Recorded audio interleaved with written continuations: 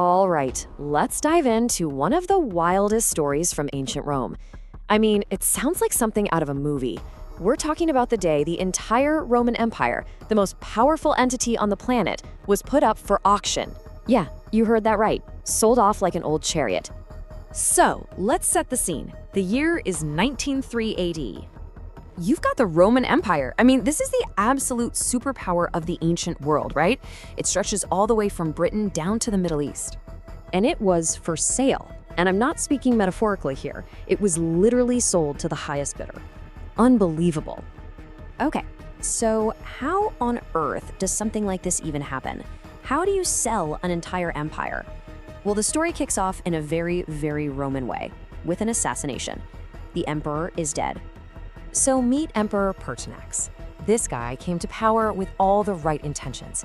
He wanted to bring back some order after the absolute chaos of Commodus's reign. He was a disciplined, old-school Roman, but he made one single fatal mistake. He tried to reform the Praetorian Guard, the emperor's personal elite bodyguards. And you know, the reason for all this chaos was pretty simple when you break it down. The Praetorian Guard had gotten, well, lazy. They were used to a life of luxury, getting huge bribes from other emperors. Pertinax shows up and wants them to act like actual soldiers again, and they were having none of it. So after just 87 days on the throne, they storm the palace, murder him, and just like that, there's a huge power vacuum right in the center of the world. But what these guards did next, that's what makes this story truly legendary. They didn't just quietly pick a new emperor to put on the throne. No. They decided to hold what has to be history's craziest auction. I mean, just think about that for a second. It's an absurd question, right? Who would even dare to do that? Who has the gall, the absolute audacity to put a price tag on the entire known world? Well, the answer is the very same guys who just killed the last emperor, the Praetorian Guard. They looked around, realized, hey, we're the ones with the swords, we're the most powerful force in the city right now, and they decided to cash in. In the most direct way you can imagine, they literally stood on the walls of their fortress and announced to the city, the throne of Rome is for sale. And the craziest part? People actually showed up to bid. You had two main contenders. Inside the camp, you got the city prefect, Septimius, and he offers a huge sum, 20,000 sesterces for every single guard. But then, this super wealthy senator, Didius Julianus, rolls up outside the gates, ready to outbid him. And what followed was this frantic bidding war, with the two of them literally shouting their offers back and forth over the fortress walls. It's just wild. And in the end, Julianus wins it. The winning bid, a staggering 25,000 sesterces per guard. To give you some perspective on that, for most Roman citizens, that was more money than they would see in their entire lifetime. It was an absolutely astronomical price for the biggest prize on earth. So, the deal was done. The guards threw open the gates, hailed Didius Julianus as the new emperor, and marched him right over to the Senate. And just like that, for a massive pile of silver, the Roman Empire had been sold.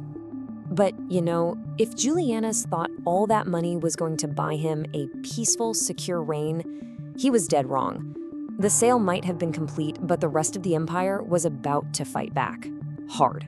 The people of Rome, they were absolutely disgusted. When Julianus tried to make his first public appearance, he wasn't greeted with cheers. He was greeted with angry mobs shouting thief and throwing stones at him.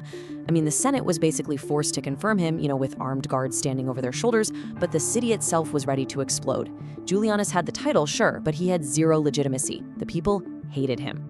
And look, the anger on the streets of Rome, that was just the beginning. The real threat, the existential threat, was brewing hundreds of miles away in the provinces, with the legions. This was about to lead to a march on Rome. So when word of this auction finally reached the armies on the frontiers, their commanders were beyond furious. This wasn't just politics, this was an insult to the very honor of Rome. So what happened? 3 different powerful generals had their troops declare them emperor instead. And one of them, a brilliant and totally ruthless commander named Septimius Severus, was not messing around. All 3 of them started marching their armies toward Italy. Meanwhile, back in Rome, Julianus is in a full-blown panic. I mean, the power he paid a fortune for is just evaporating. He's trying everything. He offers peace deals, he even proposes, hey, let's share the empire to Severus. But it was useless. His reputation was toxic. Who's going to trust the guy who bought the empire? In the end, even the Praetorian Guard, the guys who got rich off of him, saw Severus's army getting closer and closer, and they just abandoned him. And this, of course, is where our story reaches its grim, predictable, and bloody conclusion. A price paid in blood. You know, it all just fell apart with incredible speed. Julianus's entire reign lasted 66 days. That's it. In just over 2 months, he went from being the highest bidder to a hated public enemy with 3 separate armies marching to kill him. So on June 1st, completely abandoned, the Senate did what was inevitable. They declared him an enemy of the state. A single soldier was sent to the palace to carry out the sentence, and Julianus's supposed last words, they're just so pathetic and tragic. He's reported to have asked, "But what evil have I done?" Can you believe it? He just didn't get it. He couldn't understand that the act of buying the empire was, in itself, the ultimate crime. So what about the Praetorian Guard? The guys who started this whole disaster? Well, their greed didn't exactly pay off. They didn't get the riches and power they dreamed of. Instead, their actions plunged the entire Roman world into a brutal, devastating civil war that would last for years. And when Septimius Severus finally marched into Rome and took power, his very first order of business was to deal with them. And oh, he delivered the ultimate humiliation. He ordered the entire Praetorian Guard to assemble on a field outside the city, completely unarmed.